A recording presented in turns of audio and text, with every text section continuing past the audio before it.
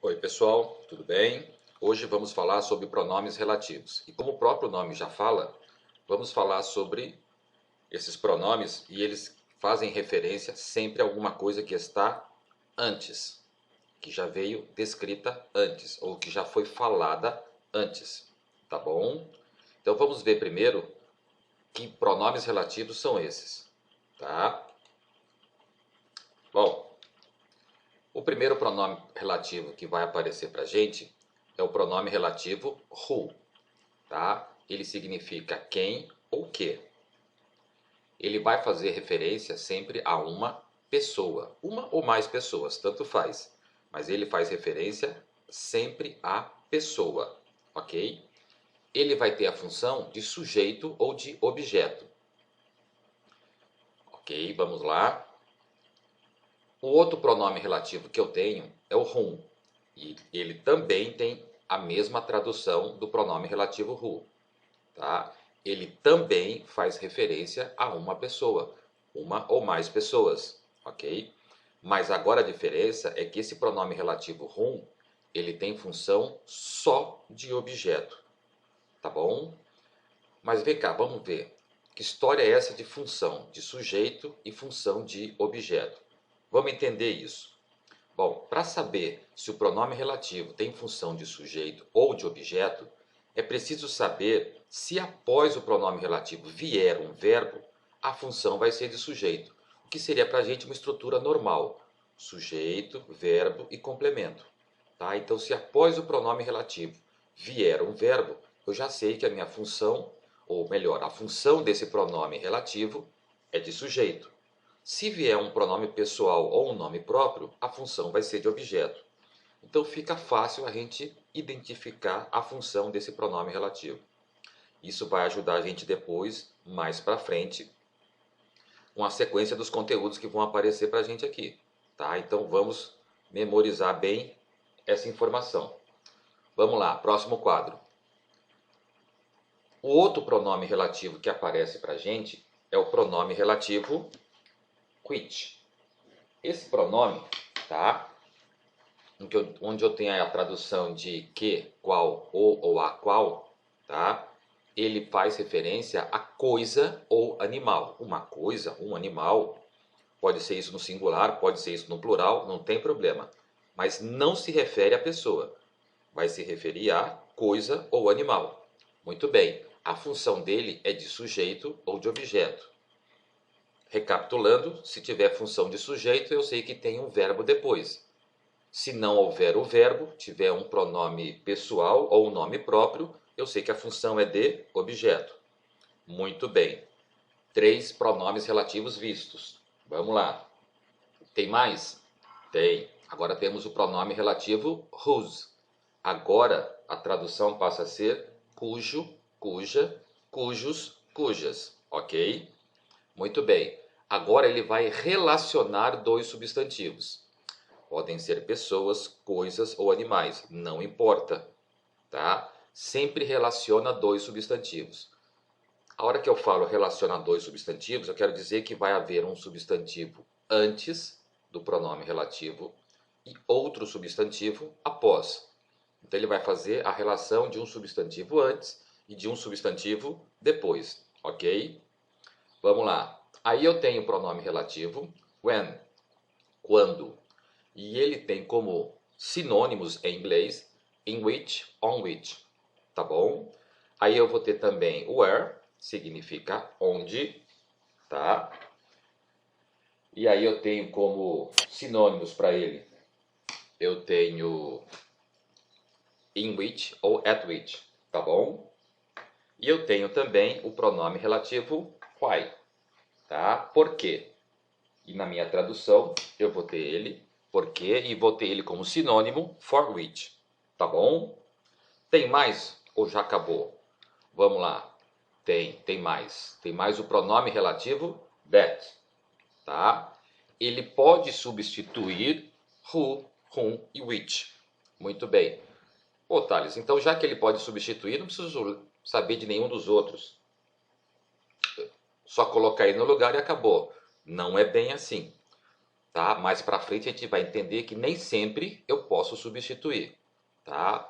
Mas vamos ver mais informações. Com relação ao that mesmo, a gente usa preferencialmente com superlativos. A hora que aparecer um superlativo, tá? O normal, o certo, tá? Seria você usar o pronome relativo that depois, tá bom?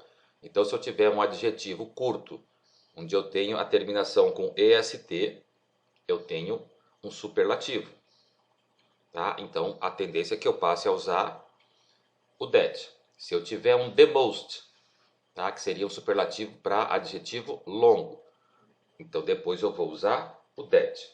Tá legal? Bom, vamos ver. Tem mais algum outro uso para ele? Tem. Eu vou usar também após as expressões anybody, anyone, all, anything, somebody, someone, the only, the first, the last. Apareceu qualquer uma dessas expressões, a tendência é que eu passe a usar depois esse that. Tá bom? Muito bem. Opa, acabou. Tem mais alguma coisa? Temos. Temos observações importantes. Quando fala isso, é porque a coisa vai pegar. Vamos entender o que é isso aqui. Muito bem. Não se usa who após uma preposição. Bom, o who eu uso para pessoa. Se eu tiver uma preposição e eu estiver me referindo à pessoa, como é que eu vou fazer? Você lembra que para pessoa eu usava who e whom. Se eu não posso usar o who depois da preposição, naturalmente eu vou poder usar o whom. Ok? Vamos lá. Não se usa that após uma vírgula. Ok, sem problema nenhum.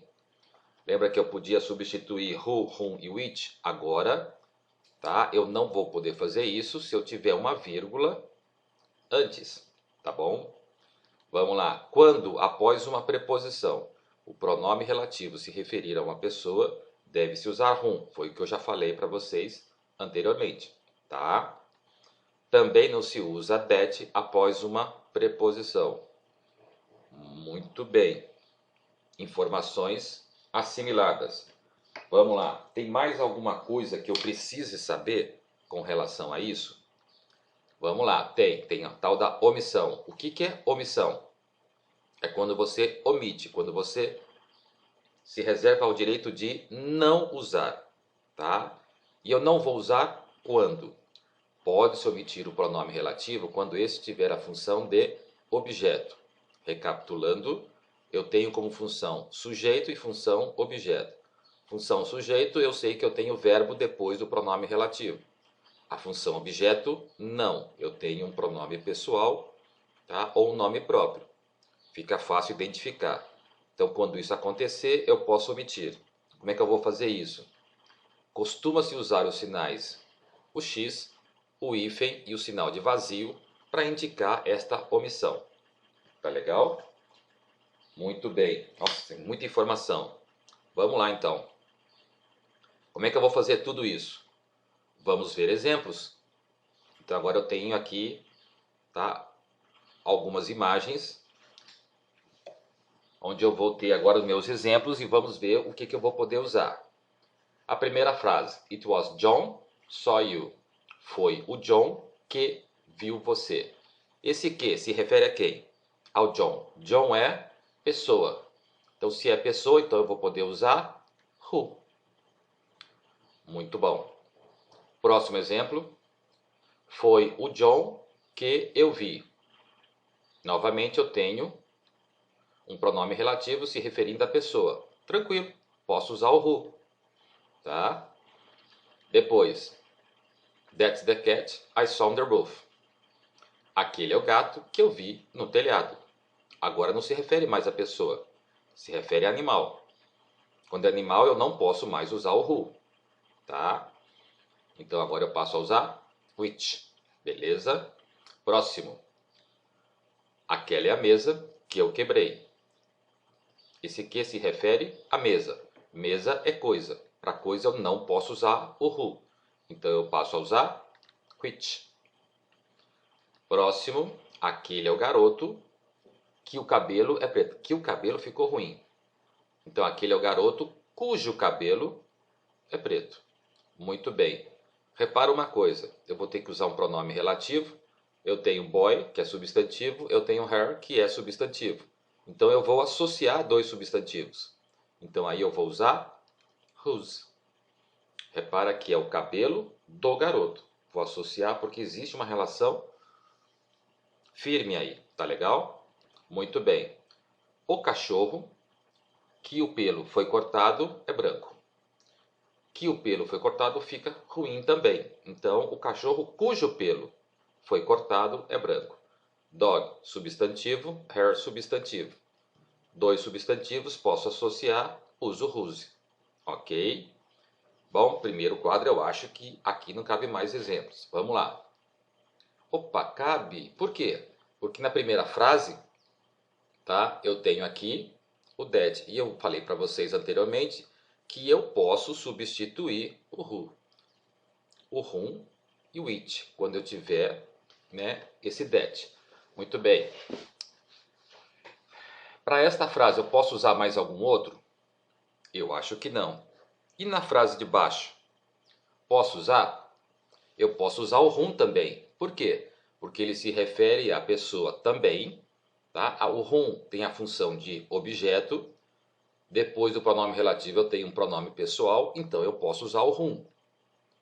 Posso usar o that, porque o that pode substituir qualquer um dos outros dois anteriores. E eu também vou poder omitir. Por que eu posso omitir?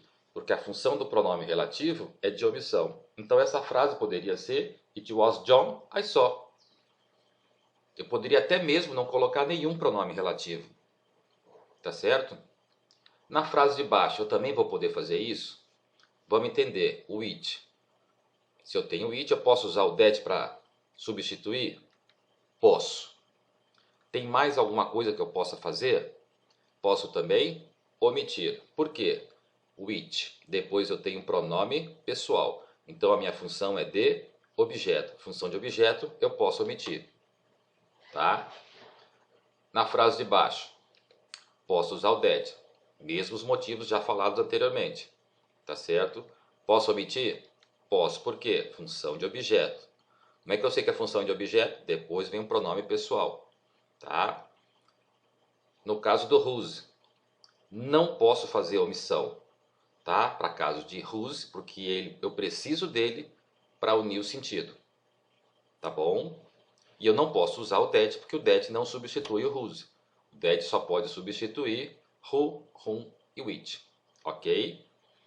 Vamos lá. Opa, outro quadro. She's the best singer we know. Então tá bom. The best. Best é superlativo. Se eu tenho superlativo, então eu tenho that. Muito bom. Próximo. All I need is love. Tudo que eu preciso é amor. Amar. Muito bem. Que lindo isso. All é uma daquelas expressões? É. Então eu vou usar that. Tá bom? Próximo. John, que é médico, veio me visitar. Que? Esse que se refere a John. John é pessoa. Então eu vou usar who. Tudo bem? Próximo. John é o homem com quem eu estava conversando. Muito bem. Repara que antes do meu pronome relativo, eu tenho to. Esse to é preposição. Lembra que depois de preposição, eu não posso usar o who. Então, eu vou usar whom. Ok? Muito bem. Ué, é o mesmo exemplo? É muito parecido. Qual é a diferença? A minha preposição ela foi deslocada. Então, agora ela está no final da frase. Nesse caso, então, eu continuo usando o whom e depois eu vou ter mais informação em cima dela. Outro exemplo, aquela é a mesa na qual o John colocou os livros, ou onde John colocou os livros. Então aqui eu vou usar o it, porque se refere à mesa, coisa, tá? Olha lá em cima, eu posso usar tanto o that quanto a omissão, tá legal?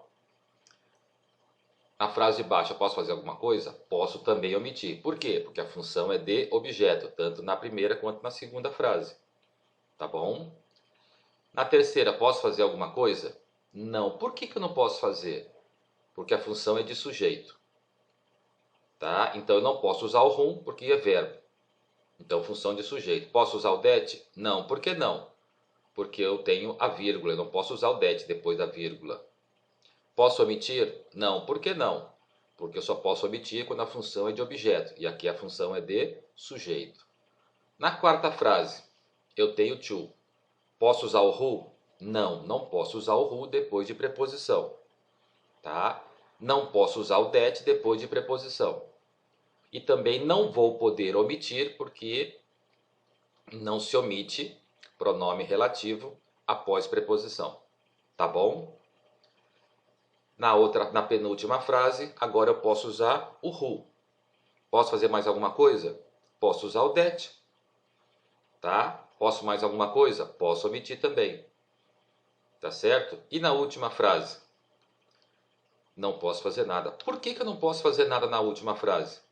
Porque eu poderia usar o that. Não posso porque eu tenho preposição. Não poderia omitir? Também não, porque eu tenho a preposição e não se omite pronome relativo após preposição. Então a gente vem para esse, eu acho que é o último quadro. Tá? Eu não sei o dia, tá? Na qual eles virão. Tá certo? Vou usar isso, ou eu vou usar when, quando. Eu não sei o dia, quando eles virão. Próxima frase, aquele é o lugar que ele está escondido. Tá? At which. Por quê? Porque agora eu estou fazendo referência a lugar. Onde, tá? Aquele é o lugar onde ele está escondido. Esse onde eu também posso substituir por at which. Eu não sei a razão pela qual ela mentiu para mim. E aqui eu vou poder usar for which. Ou então eu posso usar o pai. Tá bom? E assim a gente acaba essas poucas informações com relação a pronomes relativos. Tá? Eu espero que isso tenha ajudado vocês e nos vemos no próximo vídeo. Tudo bem, pessoal? Fiquem com Deus. Saúde para vocês.